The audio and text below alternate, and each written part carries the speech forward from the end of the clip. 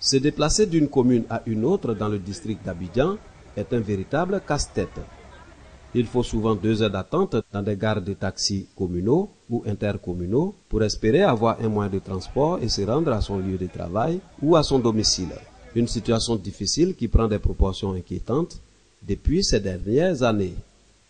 Les matins, il n'y a pas assez de baka ni de woro-woro, donc il y a un peu de désordre. Pour avoir les véhicules, c'est un peu difficile, donc on est obligé parfois de beaucoup attendre aux heures de pointe, les matins et puis les soirs. Moi, je leur demande de beaucoup s'organiser. Pour gagner du temps, certains sont obligés de procéder à un covoiturage, un moyen plus rapide pour effectuer un déplacement. Quand on descend le soir, c'est pas du tout facile pour avoir un véhicule pour retourner à la maison. Très souvent, quand je n'ai personne sous la main pour pouvoir m'aider dans ce sens-là, c'est très difficile d'avoir un véhicule.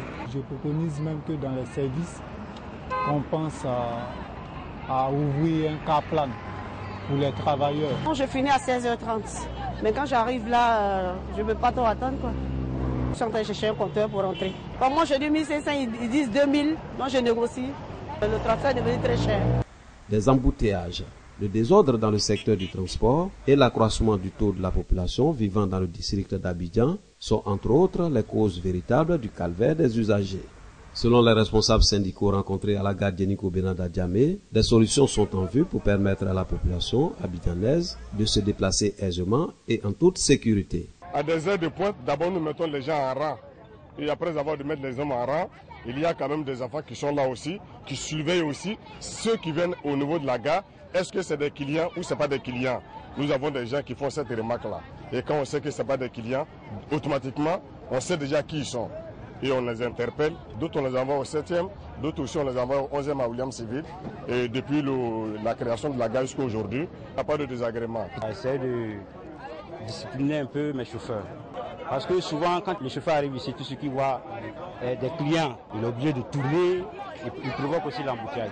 Donc c'est tout ça, moi aussi, j'essaie de les faire comprendre, d'arrêter, d'avoir une bonne conduite. Je demande aussi au gouvernement de nous venir en aide pour qu'on puisse caser ces chauffeurs, leur apprendre à lire, à écrire. En plus de la recette, tu dois faire un carburant. En plus du carburant, tu dois avoir quelque chose au moins. Et puis il y a l'enfant de quelqu'un aussi comme apprenti qui roule derrière toi. Donc il doit rouler aussi pour avoir quelque chose pour partir à la maison. Vraiment, il est obligé de faire des mauvaises conduites souvent. C'est ça qui fait qu'il y a du désordre. C'est ça qui fait aussi que vraiment il y a beaucoup d'accidents. À Yopougon, il y a une seule entrée, une seule sortie. C'est-à-dire l'autoroute. À part ça, on n'a pas d'autre voie ailleurs. L'État de Côte d'Ivoire a aussi pris des engagements pour faire face aux problèmes d'embouteillage dans les communes d'Abidjan. Le pont Harikona Bédié, les échangeurs de Makori et de la Riviera 2, la réhabilitation de la route Abobo-Agnaman et celle des voiries dans la commune de Cocody sont des chantiers entamés pour faciliter la circulation dans le district d'Abidjan.